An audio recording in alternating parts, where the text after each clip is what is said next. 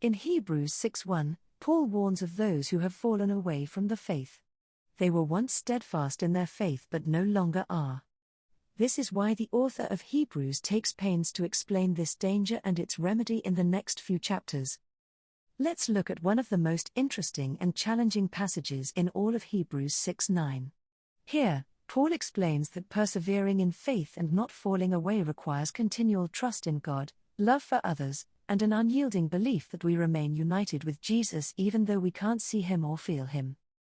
Persevering in faith requires continual trust in God. Faith is the assurance we have in God and His promises. In Hebrews 6:9, Paul explains that persevering in faith requires continual trust in God. He goes on to explain that if we don't trust God and His promises, we are acting like a man who builds his house on sand.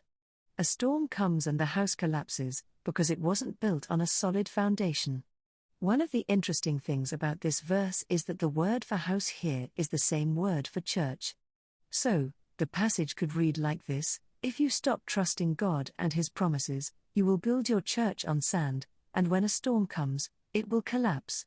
The reason for this is that our faith and trust in God is what unites us to Jesus Christ and keeps us from falling away. If we stop trusting God, we also stop believing in Jesus' sacrifice on the cross. And without that, we aren't united with Him. Persevering in faith requires continual love for others. One of the reasons Hebrews 6:9 is such a challenging passage is that the author sets up this call to continual love right next to the call to continual trust.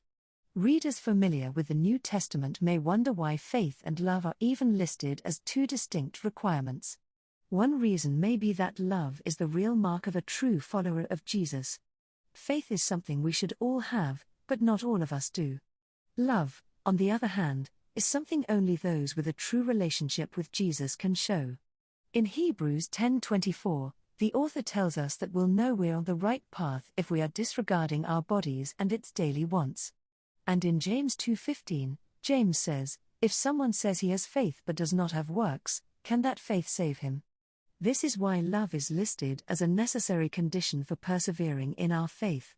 If we stop loving God and others, we stop being real Christians. Persevering in faith requires an unyielding belief that we remain united with Jesus.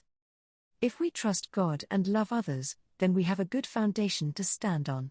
The author of Hebrews, however, wants us to go a step further and have an unyielding belief that we remain united with Jesus even though we can't see Him or feel Him. In other words, we need to trust that we remain connected to Jesus even if we can't feel His presence in this world. If we stop believing this and start wondering if we're in the wrong religion or if Jesus made a mistake by dying for us, it will be like building our house on sand. And it will cause us to fall away from our faith just like the people Paul warns about in this passage. Lessons for today. Persevering in faith is difficult and can be scary, but it's necessary if we want to avoid falling away from our faith. This means we must maintain continual trust in God, continual love for others, and an unyielding belief that we remain united with Jesus even though we can't see Him or feel Him.